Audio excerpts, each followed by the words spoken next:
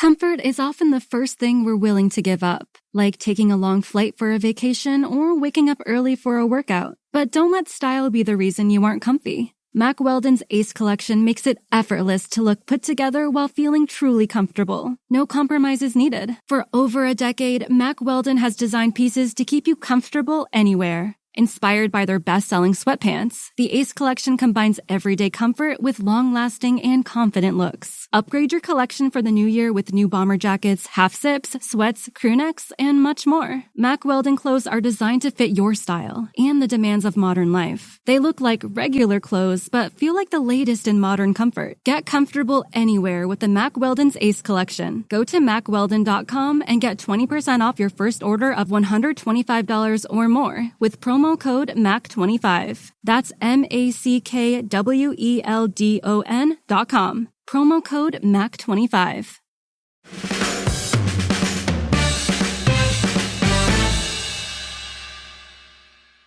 Welcome to NQ80 Daily, and today we're going to preview Liverpool versus Manchester United. I'm Ed with Tom today. How's it going, Tom? Yeah, good, thank you. How are you? I'm all well. We were just talking before we came on air about how you're going to the big match of the weekend, Elche versus Las Palmas in the Copa del Rey. Should be an exciting one.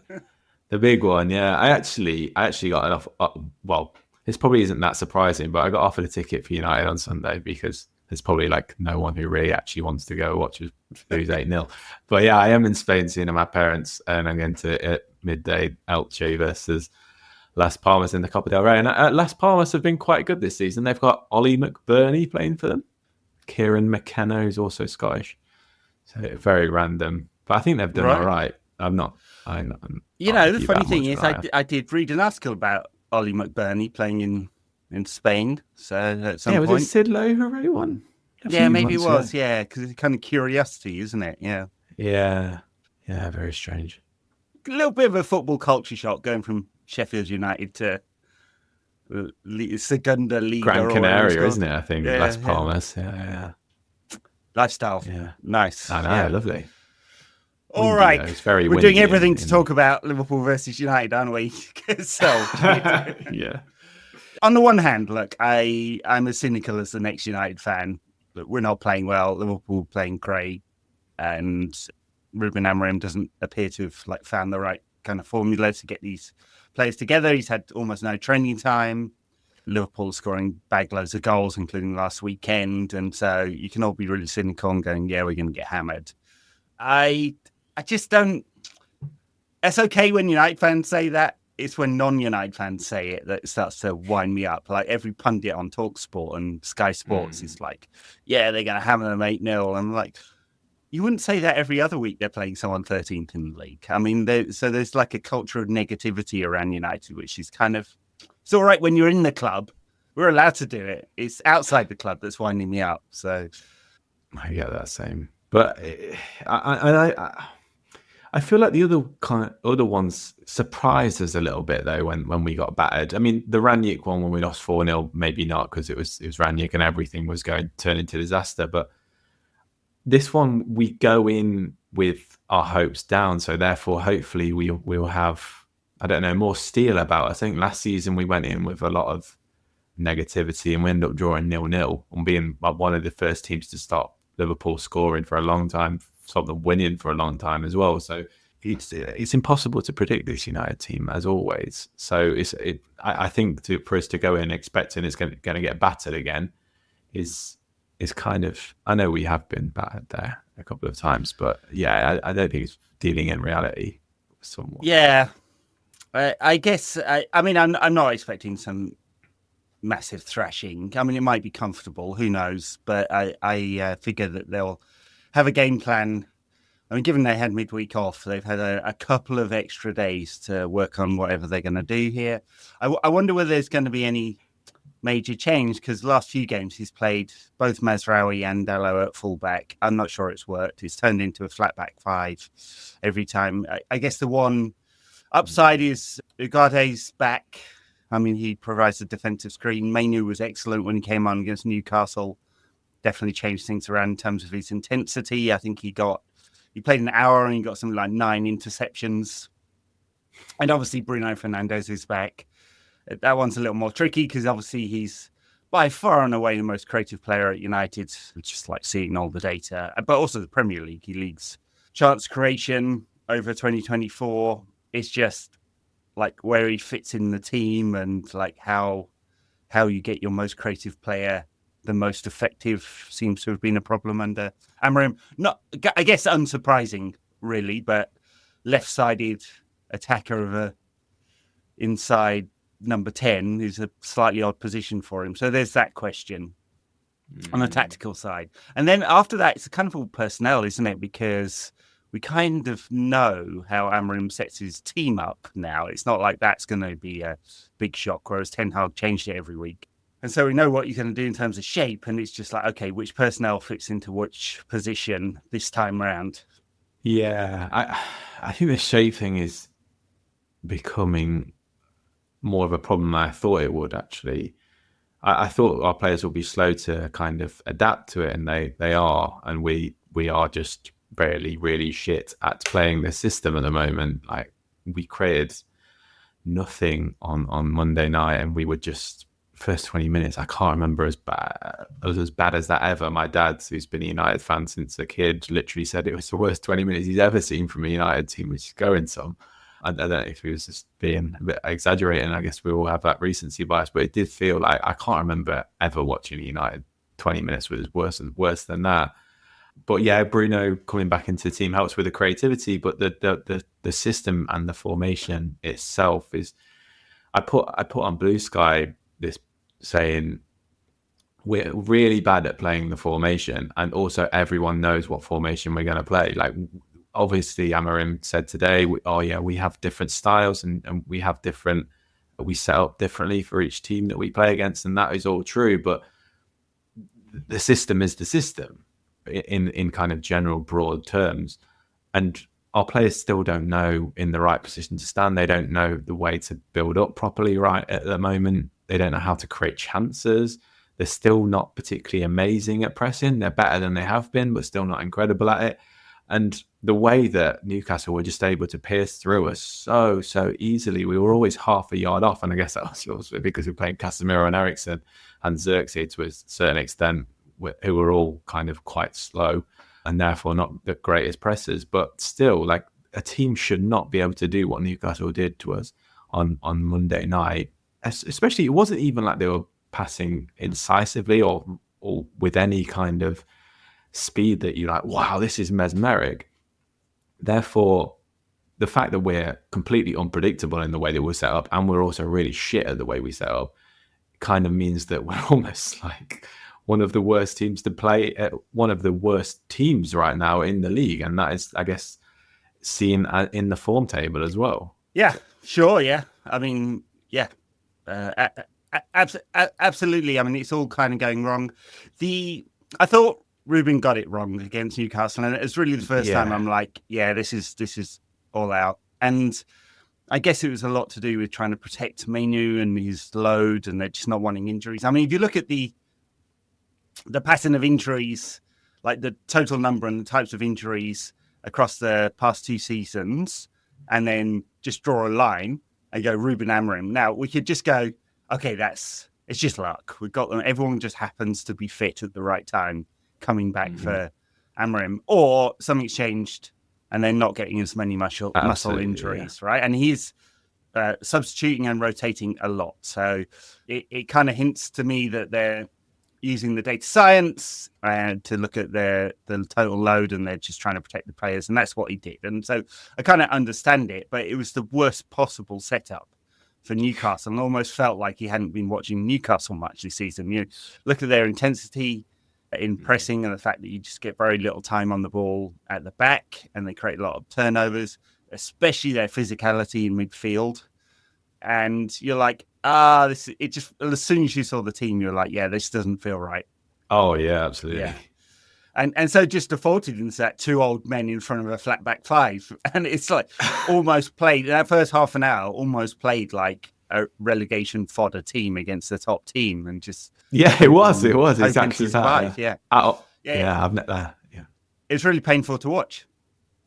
And so I just feel like there's something different that's got to happen against Liverpool.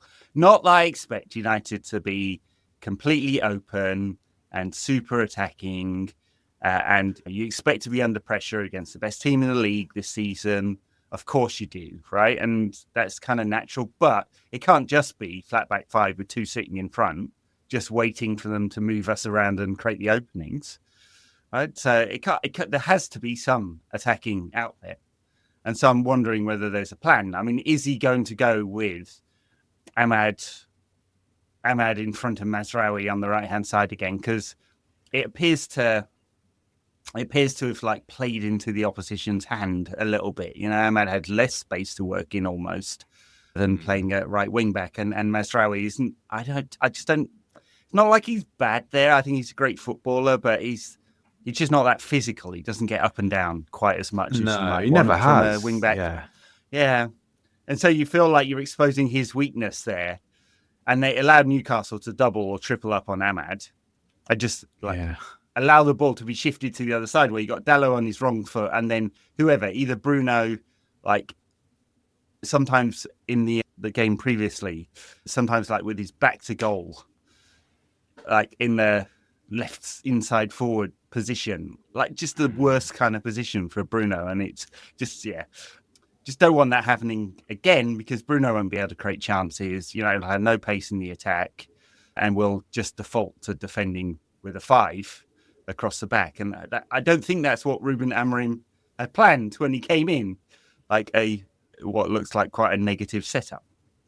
No, and I feel like we need more runners. We need more dynamism in the attacking spaces as well. Like, because, like you say, like Ahmad had a real shocker of a game, I feel, on Monday, just because he was surrounded every time he got the ball. And also it felt like he needed to be the spot because no one around him was being that spot. Therefore, I think almost playing someone like Garnacho as a 9 in this game may be something that we can try or something, because, well, for one, Garnacho just doesn't seem to fit into this system. I know Ruben's had his run-ins, whatever that is, with Garnacho and left him out of the squad for, potentially not training hard enough, or I don't know what it is, but I feel like in this game, maybe just playing them as a 9, if we're going to counter-attack, might be the best way to get in behind Van Dijk a little bit, kind of just working those pockets in between, because he's really good in the pockets.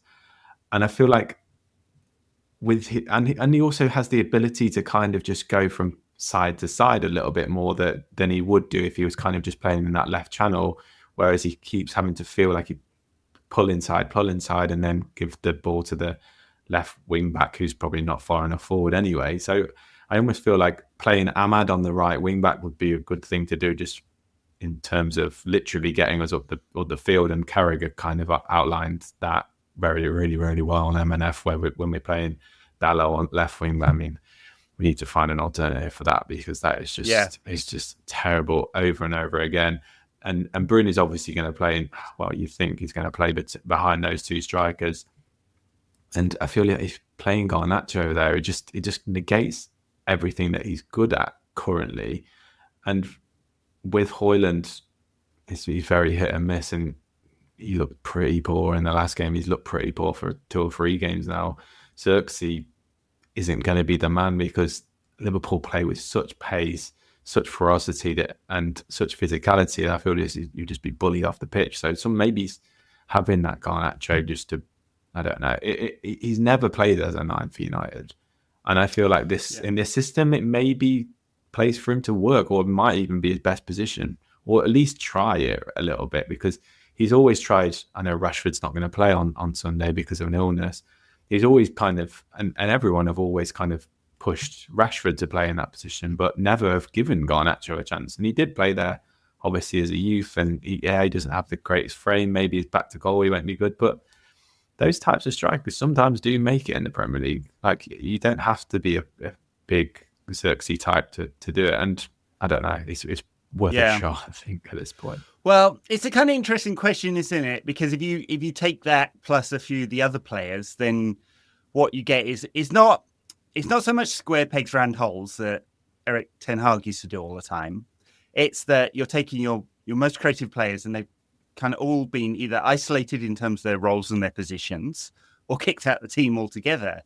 And so suddenly you had, like, for whatever reason, Marcus Rashford is not in the team. And I'm sure some conspiracy theorists online go, oh, convenient illness or something today. Who knows? He's been kicked out of the team. And so's Garnacho effectively. And you're like, okay, well, those are two of our brightest attackers. Højlund is extremely isolated. They're just not able to get someone close to him. Cuts a very frustrated figure all of the time. You've got two wing backs who basically aren't, like, comfortable in those positions, I think, with Mazraoui, as I said, not that physical, and Dalot constantly on his right foot, not his left. A solid 6.5 out of 10 at everything and then 8 at nothing. And it feels like I totally understand. Like, if you're saying, okay, we're just results going to be bad, but they'll be good enough that we don't go down. And maybe we can do something in the Europa, and we're just going to use this season to bed everyone in. We haven't got the money to go buy 8 new players for this squad because we did that for Ten Hag instead.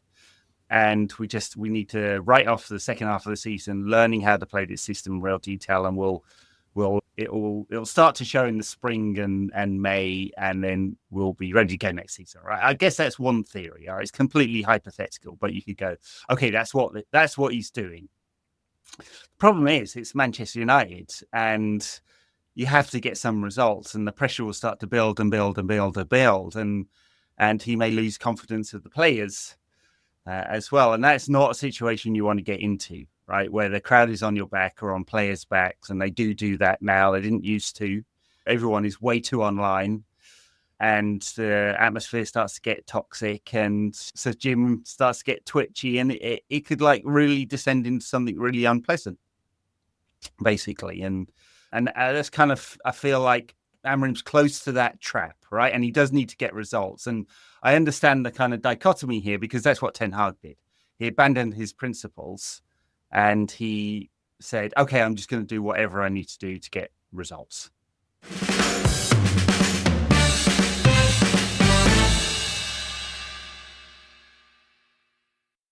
Yeah, and I think partly we're going to kind of realize soon how high our pain threshold is as fans and as the board as well, because if we just keep losing, actually, I think we'll probably lose our next 2 at least.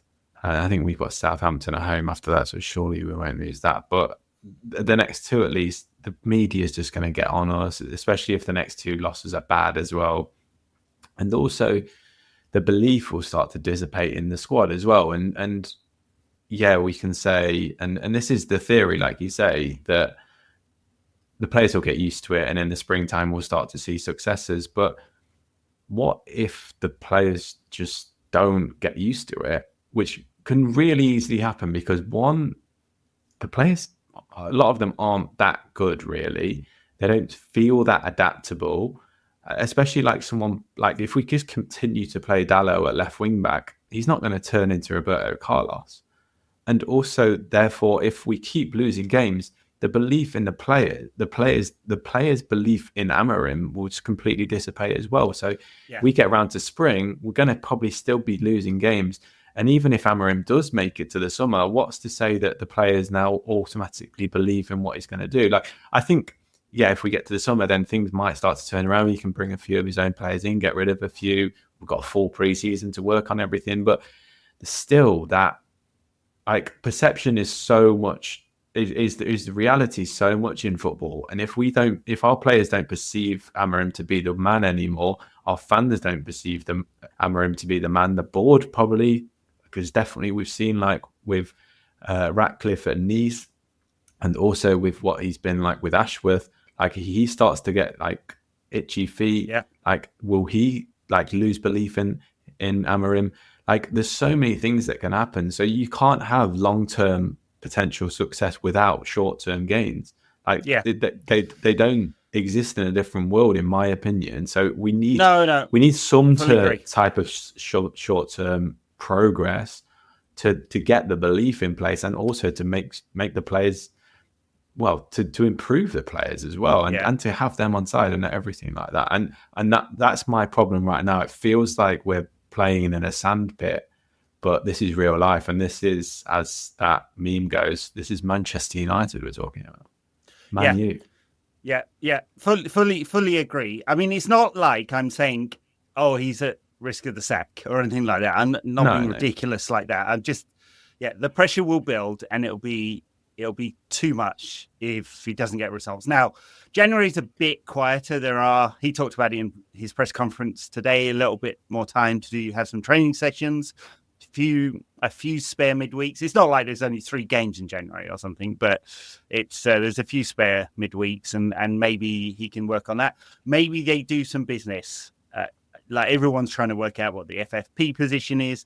I mean, actually, because it rolls on a 3-year basis, you can take a risk this window and in the summer and like kick the can down the road a little bit, but it comes back to bite you eventually.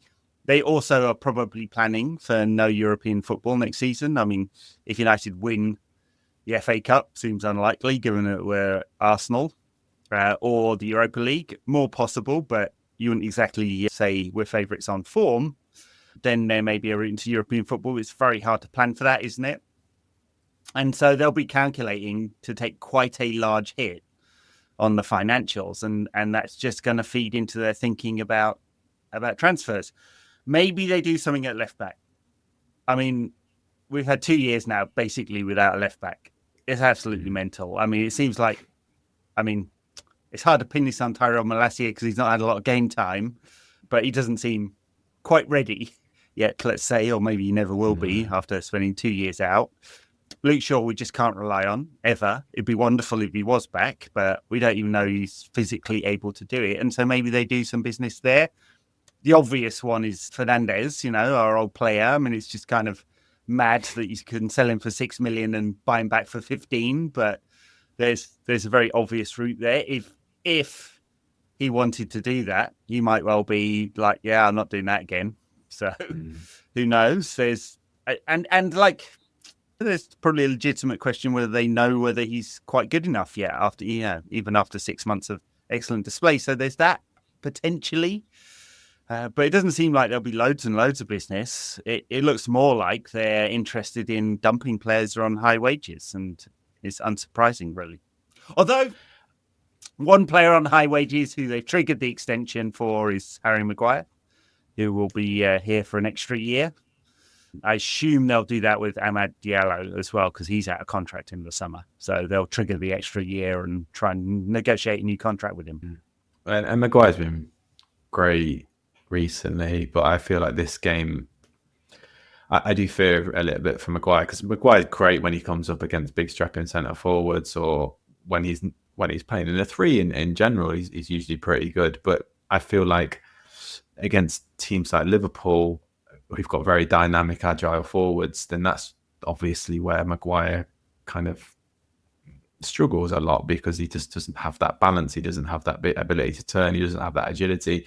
And I feel like in the game like this, it's a game that can expose his weaknesses. But he has been great, and his mentality is just it really is incredible. Like, I mean, we've given him loads of stick, and loads of fans are giving him loads of stick, and he's been the player who probably has received the most stick out of anyone. Even I remember Roy Keane when he took the piss out of his voice on TV and stuff. Like, and I was also in Morocco for the World Cup, and the commentator, every time Maguire got the ball, he just laughed.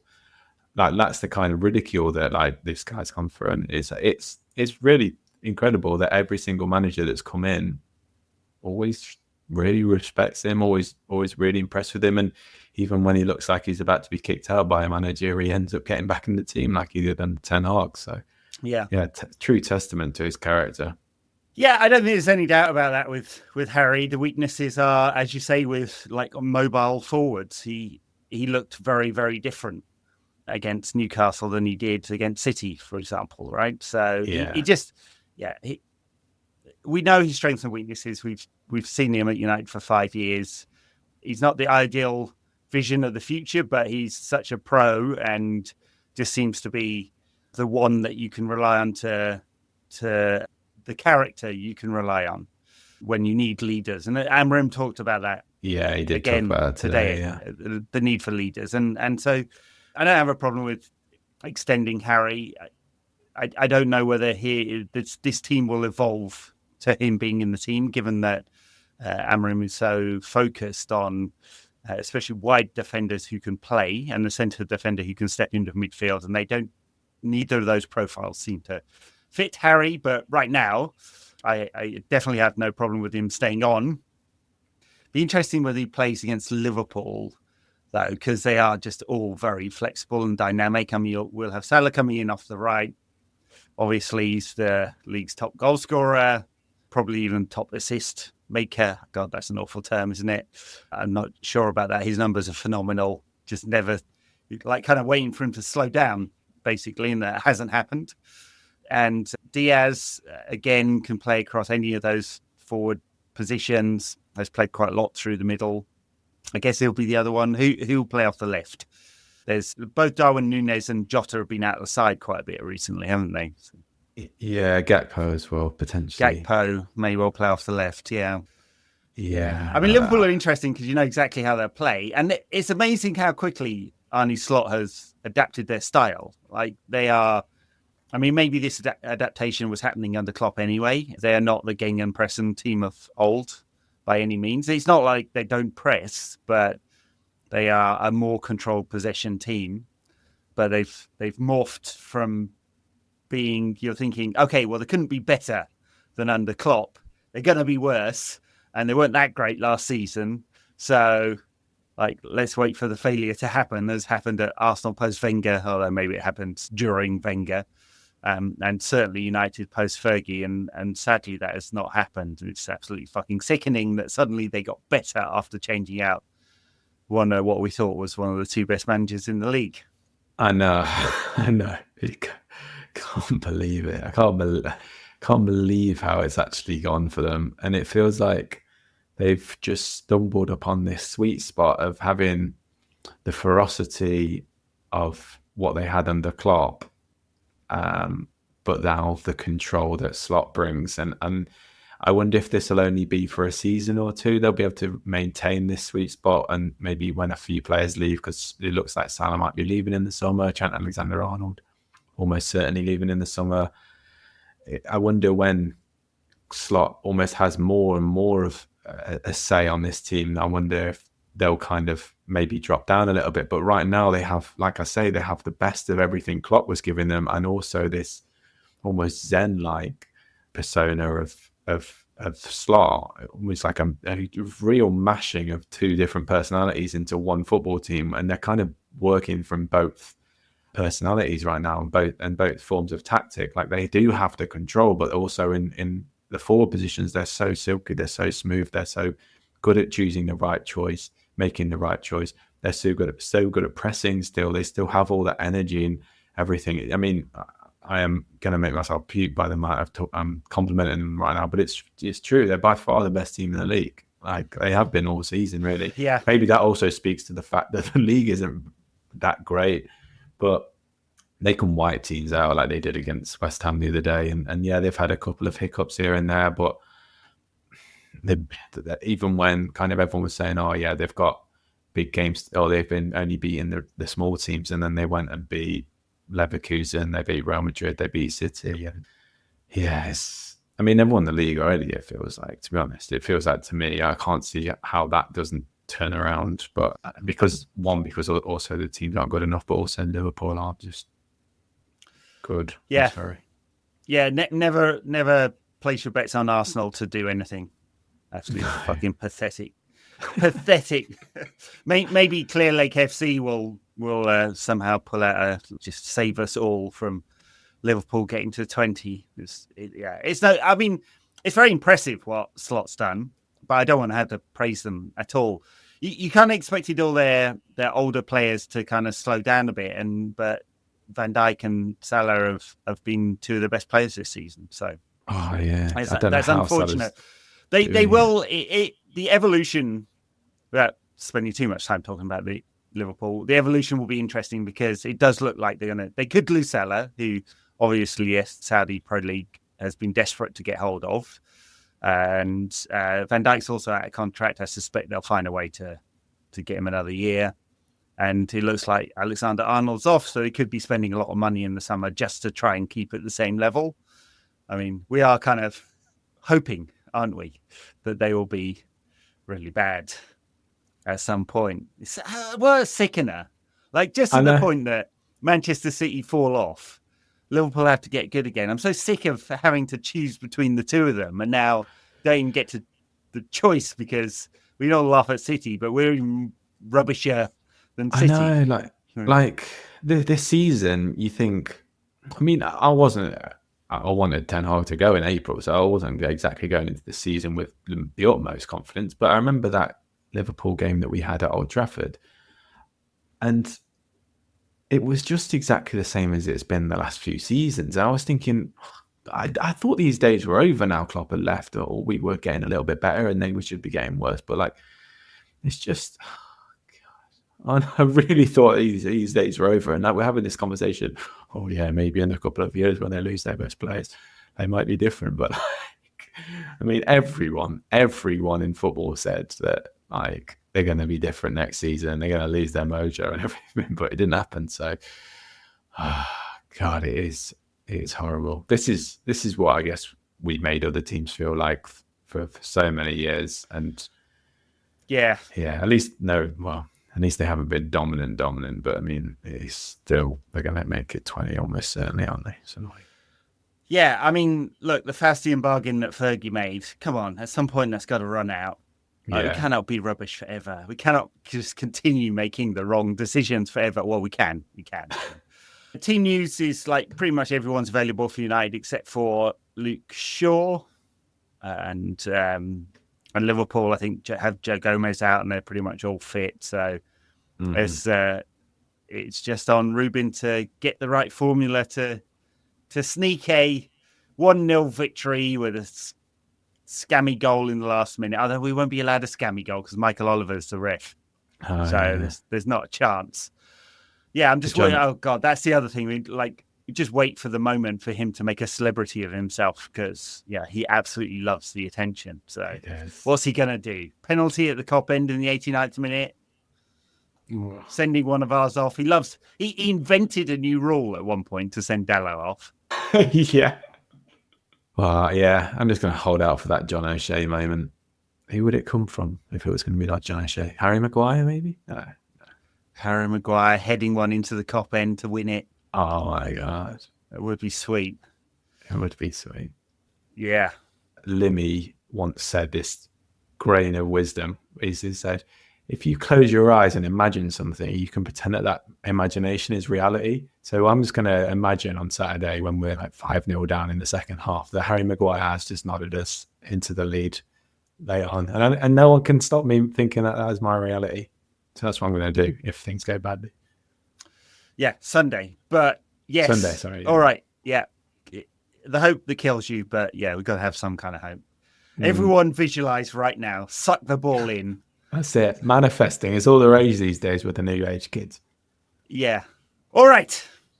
Thank you very much, Tom. Thank you, everyone, for listening or watching wherever you are. We'll be back after Liverpool 0, United 5, manifesting that one on Sunday. That would be amazing. I mean, given everything that's against us, the poor form, the new manager, the getting used to a new system, the fact that Liverpool are winning absolutely everything and have 12 men on Sunday, if United pull this off, it would be one of our greatest ever victories at Anfield. So, yeah. Who really will. Bye now.